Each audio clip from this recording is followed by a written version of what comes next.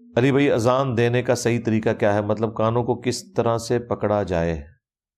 اور بچوں کے کان میں اذان دینے کے بارے میں، بچوں کے جو نو مولود بچے ہیں ان کے کان میں اذان دینا، اس پہ تو مسلمانوں کا عملی تواتر ہے، اجماع ہے اس کے اوپر۔ جامع ترمذی میں سپورٹیو روایت بھی موجود ہے، اس کی صحت کے اوپر بعض لوگوں کو اختلاف ہے،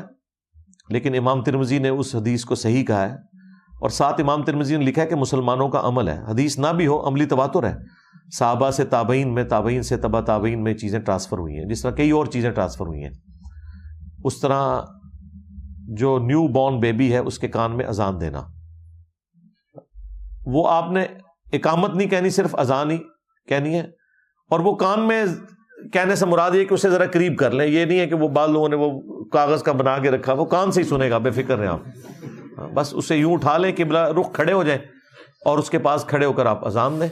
اور وہ بھی کوئی زیادہ طرز لگا کے ضرورت نہیں ہے، نارمل انداز میں جس طرح اقامت پڑھی جاتی ہے اس طرح اذان دے دیں، سفیشینٹ ہے۔ اور اگر کسی کی پیدائش کے وقت اذان نہیں بھی دی گئی، وہ بچہ مسلمان ہی رہے گا پھر بھی، ہاں خطرے بھی نہ ہوئے ہوں تب بھی مسلمان رہے گا۔ ہاں بخاری میں ہے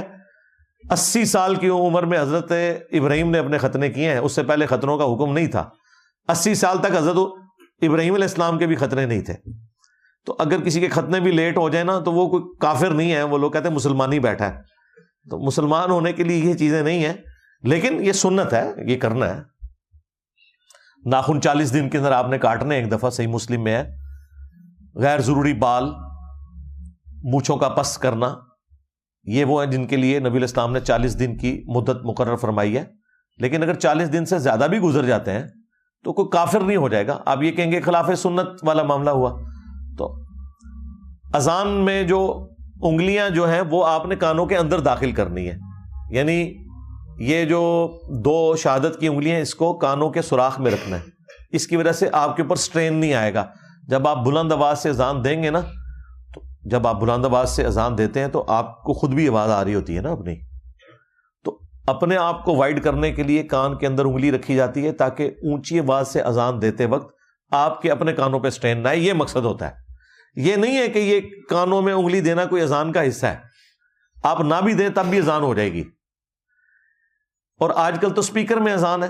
اس میں تو آپ کو بلند آواز سے اذان دینے کی ضرورت ہی نہیں ہے۔ اگلے زمانوں میں تو سپیکر میں اذان نہیں ہوتی تھی، تو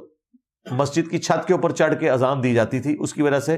بلند آواز سے اذان دینا پڑتی تھی۔ تو یہ انگلیاں کانوں میں داخل کرنا اس اعتبار سے سنت ہے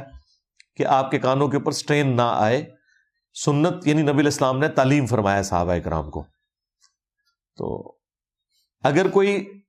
کان پہ ہاتھ نہیں بھی رکھتا تب بھی اذان درست ہوگی۔ یہ وہ عمل نہیں ہے جس طرح رفع الیدین ہے، تو ہاتھ اٹھانا سنت ہے تو اس میں بھی کوئی کان پہ رکھنا کوئی ضروری ہے، ایسا نہیں ہے، ٹھیک ہے۔ ہاتھ چھوڑ کے بھی آپ اذان دے سکتے ہیں۔ آپ کبھی عرب کے لوگوں کو دیکھیں نا، وہ تو یوں اذان کے الفاظ بولنے کے بعد اچانک ایسے ہاتھ چھوڑ دیتے ہیں جب تک کہ وہ اگلے کلمات نہیں بولتے۔ ہمارے لوگ مسلسل کانوں کے اندر ہی رکھتے ہیں، کوئی باہر رکھتا ہے، کوئی یوں کرتا ہے، کوئی ایسے کر کے پکڑتا ہے، اپنے اپنے طریقے سے لوگ کرتے رہتے ہیں۔